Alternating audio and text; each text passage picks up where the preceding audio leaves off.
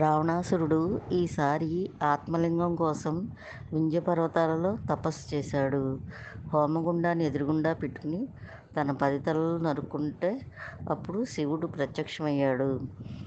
ఈశ్వర, నాకు నీ ఆత్మలింగం కావాలి అంటే అప్పుడు ఆత్మలింగాన్ని శివుడు రావణాసురుడికి ప్రసాదించాడు. ఇది ప్రసాదించేటప్పుడు నువ్వు ఆకాశ మార్గాన వెళ్ళకూడదు, నడిచి వెళ్ళాలి, పాదాలకి పాదరక్షలు లేకుండా నడిచి వెళ్ళాలి అని చెప్తాడు. అంటే పాదరక్షలు అంటే జోళ్ళు అనమాట. అది నడుచుకుంటూ వెళ్ళాలి అని చెప్తాడు.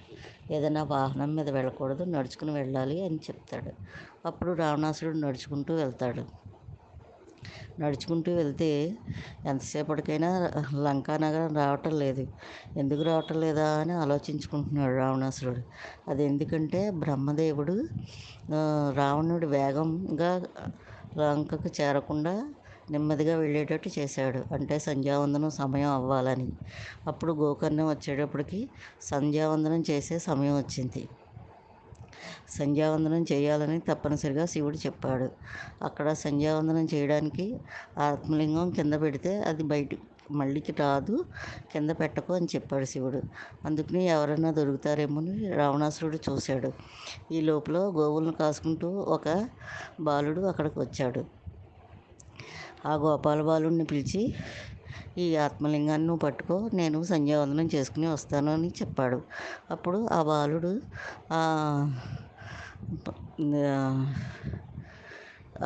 ఆత్మలింగాన్ని పట్టుకున్నాడు. ఈ ఆత్మలింగాన్ని నువ్వు పట్టుకున్నావు కదా, నీకు ఉండ్రాళ్ళు ఇస్తాను, ఉండ్రాళ్ళు పోయిస్తాను అని చెప్తాడు. సరే అని పట్టుకుంటాడు.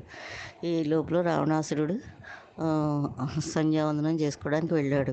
ఈ లోపల నారదుడు ఈ బాలుడి దగ్గరికి వచ్చి, విఘ్నేశ్వర, ఏమిటి ఇలా పట్టుకుని ఉన్నావు, కింద పెట్టామని చెప్పాను కదా అంటే, ఆ రావణాసురుడు నాకు ఉండ్రాళ్ళు పోయిస్తానన్నాడు, అందుకనే ఇలా పట్టుకుని ఉన్నాను అంటాడు. అయ్య బాబోయ్, ఉండ్రాళ్ళ కోసమా? అలా అయితే అప్పుడు రావణాసురుడు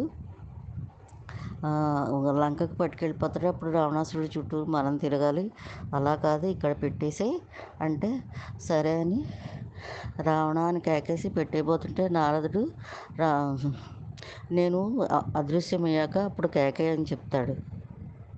అప్పుడు ఆ బాలుడు రావణ రావణ రావణ అని 3 సార్లు కేకేసి ఆ నేల మీద పెట్టేస్తాడు గోకర్ణంలో.